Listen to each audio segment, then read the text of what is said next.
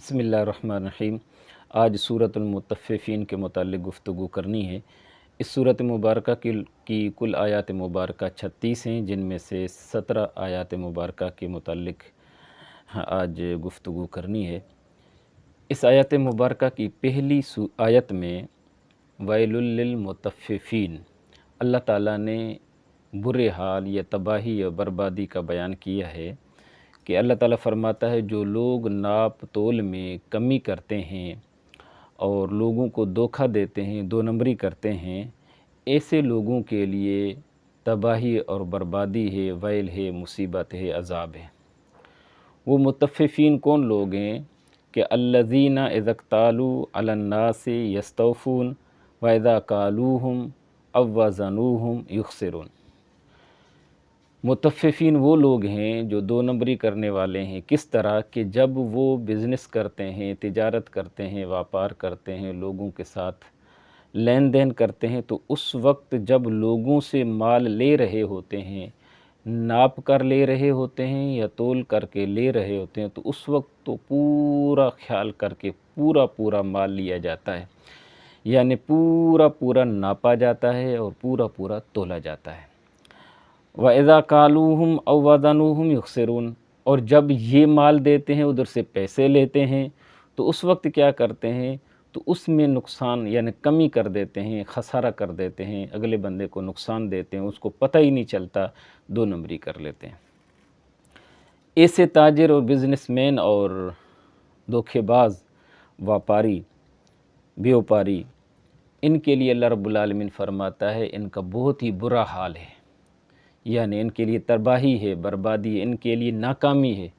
इनके लिए न दुनिया में कामयाबी है न आखिरत में कामयाबी है। और ये लोग जब इस तरह का मामला दूसरे लोगों के साथ कर रहे होते हैं, तो उनका ये गुमान होता है कि भाई हम लूट लें, जैसे हो बस लूट लें, लोगों को धोखा दे दें, लोगों का माल ज़्यादा हड़प कर लें और लोगों को नुकसान दे दें। उनका ये होता है कि अगर हम नहीं नुकसान देंगे तो हम अमीर कैसे बनेंगे, इनको नुकसान नहीं देंगे तो हमारा कारोबार कैसा चलेगा, हम इनको नुकसान ना दें, दो नंबरी ना करें तो हमारे ये जो अखराजात हैं ये कैसे पूरे होंगे। तो वो ये समझ कर वो ये मामलात करते हैं, ये नहीं समझते कि भाई हम जो ये बुरे अमाल कर रहे हैं इनका भी हमने हिसाब देना है रब ताला के, हाँ इसका हिसाब देना है, क्योंकि हम मरने के बाद हमने उठना है। इनकी इसको कोई फ़िक्र नहीं होती। तो अल्लाह ताला ने फरमाया, अला यज़ुन्नु उलाइका अन्नहुम मबऊसून, क्या ये लोग ये गुमान नहीं करते कि भाई हम नहीं उठाए जाएंगे, यानी उनका ये गुमान होता है कि हमें शायद नहीं बस मर जाएंगे, खप जाएंगे, हम मरने के बाद हमारा कोई मामला नहीं होगा। तो अल्लाह ताला फरमाता है ऐसा नहीं होना चाहिए, बल्कि उनका ये यकीन होना चाहिए कि लियौमिन अज़ीम, बड़े दिन के लिए इनको उठना है, क़यामत के दिन इनको हिसाब व किताब देना है, कि क़यामत के दिन के लिए इनको तैयारी करनी चाहिए। और अगर इस तरह इन्होंने गुमान रखा कि भाई हम मरने के बाद हमारा कोई मामला नहीं है, जैसे हम चाहें, जो हराम तरीके से माल आता है तो आने दो, नाजायज़ तरीके से माल आता है तो आने दो, लोगों को नुकसान होता है, लोग इससे तबाह होते हैं तो होने दो, उनका नुकसान होता है तो होने दो, मुझे फ़ायदा हो। अगर ये नज़रिया, ये सोच रख कर अगर वो काम ये करते हैं, तो ऐसे लोगों के लिए अल्लाह ताला ने बहुत अच्छे तरीके से समझाया है कि लियौमिन अज़ीम यौम यक़ूमुन नासु लिरब्बिल आलमीन। क्या ये लोग बड़े दिन के लिए यानी क़यामत के दिन के लिए मबूस नहीं होंगे, उठाए नहीं जाएंगे? उनको पता नहीं है कि ये रब ताला के यहाँ हाज़िर होंगे, उनकी हाज़िरी लगेगी रब ताला के यहाँ, रब्बुल आलमीन के यहाँ, जो सारी कायनात का रब है, जिसने सारी कायनात को पाला है, वो उसी रब के सामने इनको क़यामत के दिन पेश होना है, अपने आमाल का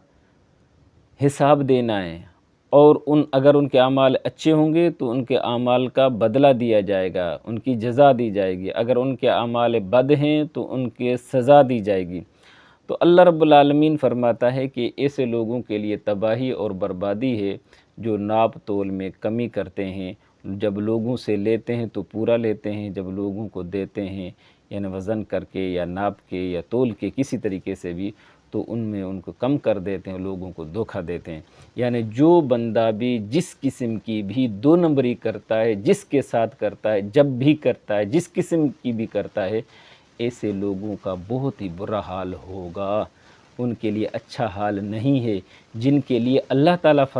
فرما دے کہ ویل، ان کے لیے ویل ہے، تباہی ہے، بربادی ہے، تو ان کے لیے کبھی بھی آبادی نہیں ہوگی، کبھی بھی خوشحالی نہیں ہوگی، کبھی بھی ان کے روح کو تسکین میسر نہیں ہوگی۔ کیوں کہ اللہ تعالیٰ نے جو فرما دیا ان کے لیے تباہی اور بربادی ہے۔ تو کن کے لیے ان کے روح کو سکون ملنے والا ہے؟ وہ لوگ جو یہ لوگوں کے فائدے کے لیے کام کرتے ہیں، لوگوں کو نقصان دینے سے بچتے ہیں۔ اور ایسے لوگ اگر مسلسل اس طرح کے کام کرتے رہتے ہیں تو پھر کیا ہوگا؟ ان کا نامہ اعمال جو ہے وہ برائیوں سے بھر جائے گا۔ اللہ تعالیٰ فرماتا ہے کلا ان کتاب الفجار لفی سجین وما ادراک ما سجین کتاب مرقوم۔ اللہ تعالیٰ فرماتے ہیں ایسے لوگ جو متففین ہیں، ناپ تول میں کمی کرتے ہیں اور لوگوں کو دھوکہ دیتے ہیں، یہ فجار ہیں۔ فجار معنی فجور والے، یعنی کیا مطلب؟ گناہوں والے، جو ایک بات تو تسلیم کرتے ہیں، قانون کو بھی تسلیم کرتے ہیں، مانتے ہیں، ایمان بھی لاتے ہیں، لیکن اس کے باوجود اس کی خلاف ورزی کرتے ہیں، جس کو ہم کہتے ہیں نا فاجر، فاسق اور فاجر، جو اعلانی یا کھلے عام پر جو ہے نا گناہوں کا ارتکاب کرتے ہیں۔ تو اللہ تعالیٰ فرماتا ہے ہرگز، بے شک یہ جو فجار ہیں ان کا نامہ اعمال جو ہے وہ سجین میں ہے۔ وما ادراک ما سجین، اے حبیب علیہ السلام آپ جانتے ہیں کہ سجین کیا ہے؟ کس کو سجین کہا جاتا ہے؟ اللہ تعالیٰ پھر خود بتاتا ہے کتاب مرقوم، یہ ایسے کتاب ہے، رجسٹر ہیں جو مرقوم ہیں، جن پر مہر لگا دیجیے، جن کو سیل کر دیا گیا ہے، جن کو پیک کر دیا گیا ہے، جن کو بند کر دیا گیا ہے۔ انہوں نے جتنے بھی اعمال بد کیے ہوئے ہیں، ان کے اعمال بد کا ایک جو رجسٹر بن گیا ہے، ان کو پیک کر کے بند کر دیا گیا ہے، اب اس میں جو ہے نا کمی بیشی نہیں ہوگی۔ یہاں تک اللہ رب العالمین نے ان لوگوں کے لیے ویل اور تباہی اور بربادی کا بیان کیا ہے جو فجار ہیں اور جو لوگ متففین ہیں، یعنی ناپ تول میں کمی کرنے والے ہیں اور اعلانیہ گناہ کرنے والے ہیں، ان لوگوں کے لیے اللہ رب العالمین نے فرمایا تباہی اور بربادی ہے۔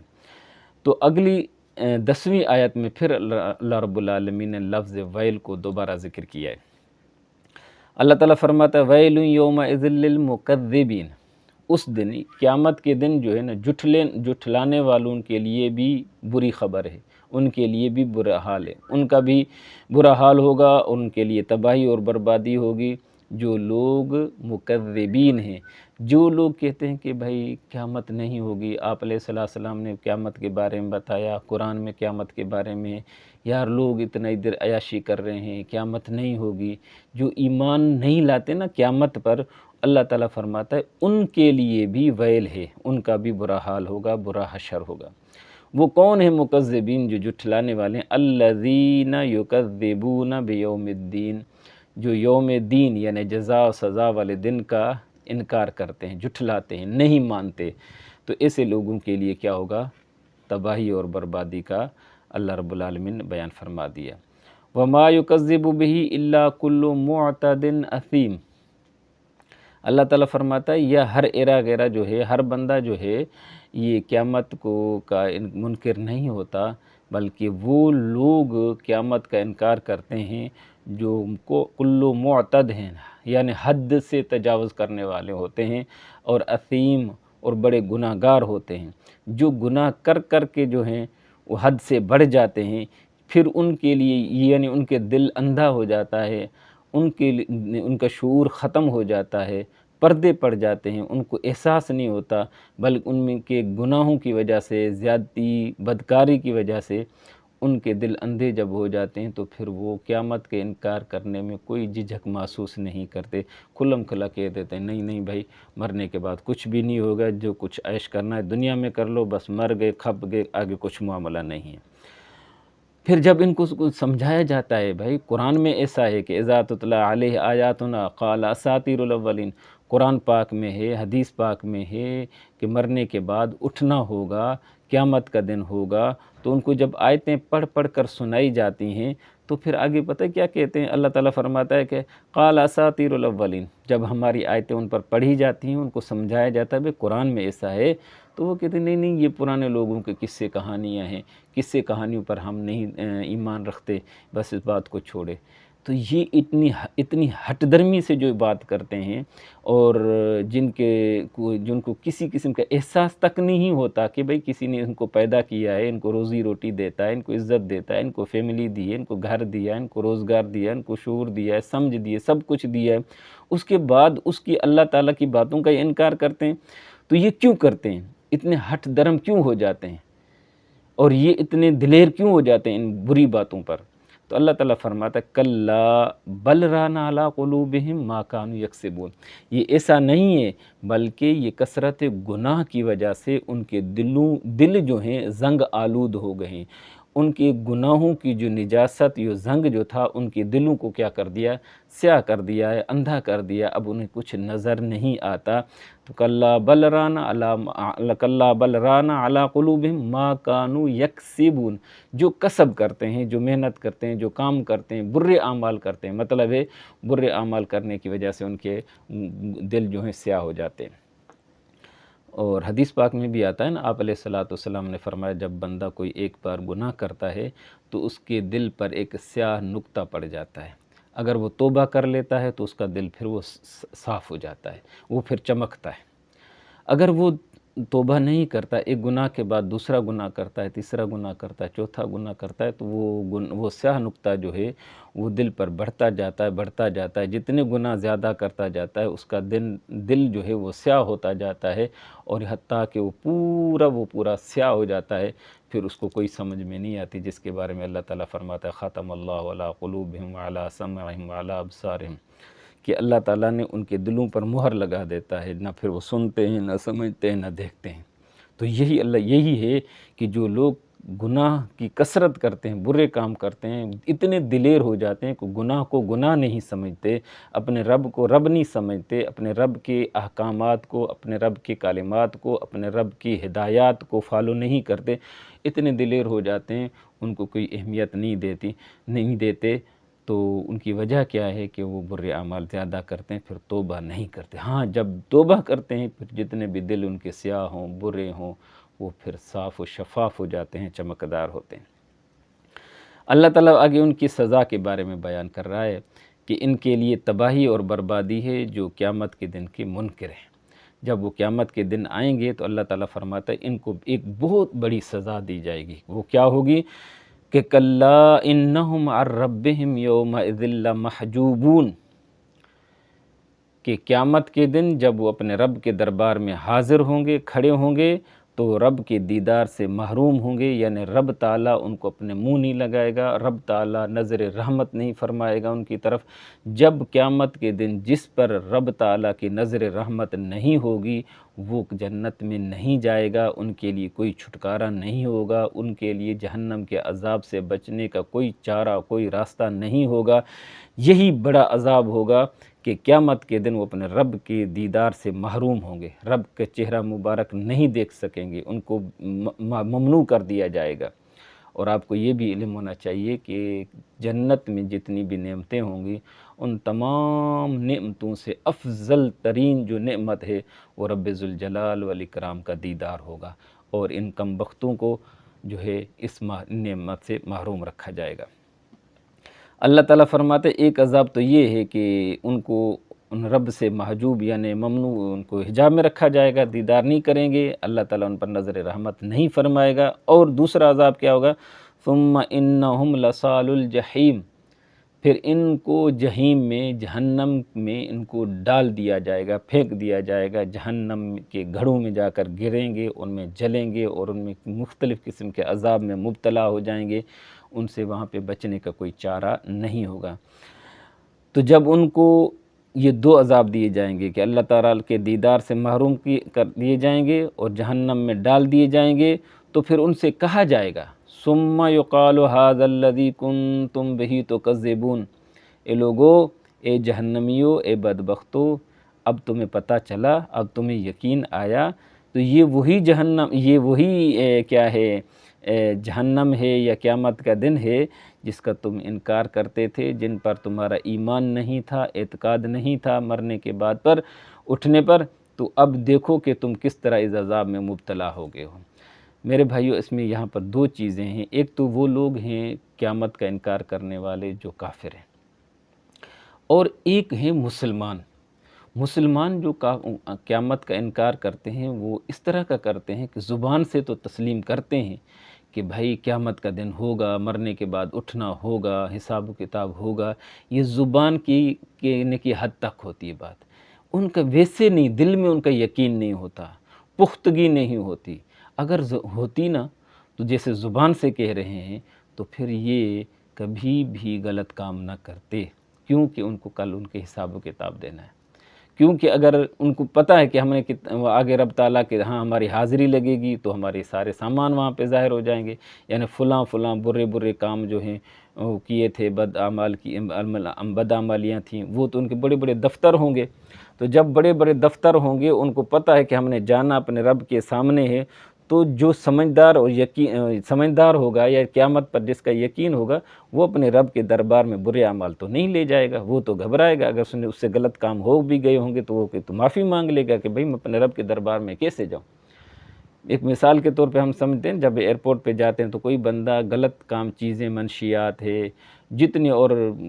بری چیز جو ممنوع ہیں، وہ ایئرپورٹ پہ نہیں لے جاتا، کیونکہ اگر لے جائے گا تو وہاں مشینیں بھی ہیں اور چیکنگ والے بھی ہیں، وہاں پکڑا جائے گا، وہاں تو ان کو اس نے گزرنا ہے ہر حال میں، تو وہاں پہ کیمرہ بھی ہے، سب کچھ ہے۔ تو کوئی بندہ بھی اس قسم کی چیزیں جو منع کی ہوئیں وہ نہیں لے جا سکتا، لے جائے گا تو وہاں پکڑا جائے گا۔ ایسے ہی جو بھی بندہ، جس بندے کو یقین ہوتا ہے کہ ہماری وہاں پہ تلاشی ہوگی، ہمیں چیک کیا جائے گا، تو وہ کبھی بھی برا سامان نہیں لے جائے گا، ممنوع چیزیں نہیں لے جائے گا۔ جب ایئرپورٹ پر آپ یا جہاں تفتیش ہوتی ہے وہاں پر آپ ممنوع چیزیں نہیں لے جا سکتے، اس لیے کہ آپ کو یقین ہوتا ہے کہ وہاں ہماری تفتیش ہوگی۔ تو آپ مسلمان ہیں تو آپ کو یقین ہونا چاہیے کہ ایک دن اپنے رب کے دربار میں آپ کو حاضر ہونا ہے۔ جب رب تعالیٰ کے دربار میں حاضر ہوگے تو تمہارے اعمال بھی تمہارے سامنے ہوں گے، وہ برے اعمال بھی تم وہاں پہ اپنے ساتھ لے کر کھڑے ہو جاؤ گے، تمہارے دفتر وہاں پر سامنے ہوں گے۔ تو سام تمہارے جب اعمال کھولے جائیں گے، دفتر کھولے جائیں گے، کاپیاں کھولی جائیں گے، اس میں تمہاری لسٹ لگی ہوئی گی، فلاں بھی کام برا تو نے کیا، فلاں بھی کیا، اس کی معافی نہیں مانگی، تو پھر اس وقت تو پھر یہ ہے کہ اللہ تعالیٰ تو پھر اس وقت گرفت کرے گا، تو قرآن پاک میں فرما دیا ہے۔ تو اس لیے یہ ہے کہ جو ہمارے مسلمان ہیں، جیسے زبان سے کہتے ہیں کہ مرنے کے بعد اٹھنا ہے، تو دل سے بھی اس بات کو تسلیم کریں اور اپنے آخرت کی تیاری کریں کہ رب تعالیٰ کے سامنے ہم نے حاضر ہونا ہے، تو ہمارے دفتر جو ہیں یعنی ہمارے کاپیاں جو ہیں، ہمارے رجسٹر جو ہیں، ان میں اعمال صالحہ جو ہیں وہ لکھے ہوئے ہوں، نہ کہ اعمال بد لکھے ہوئے ہیں۔ اللہ رب العالمین اپنے حبیب علیہ السلام کے صدقے ہم سب کی مغفرت فرمائے، گناہ سب کے معاف فرمائے۔ وآخر دعوانا الحمدللہ رب العالمین۔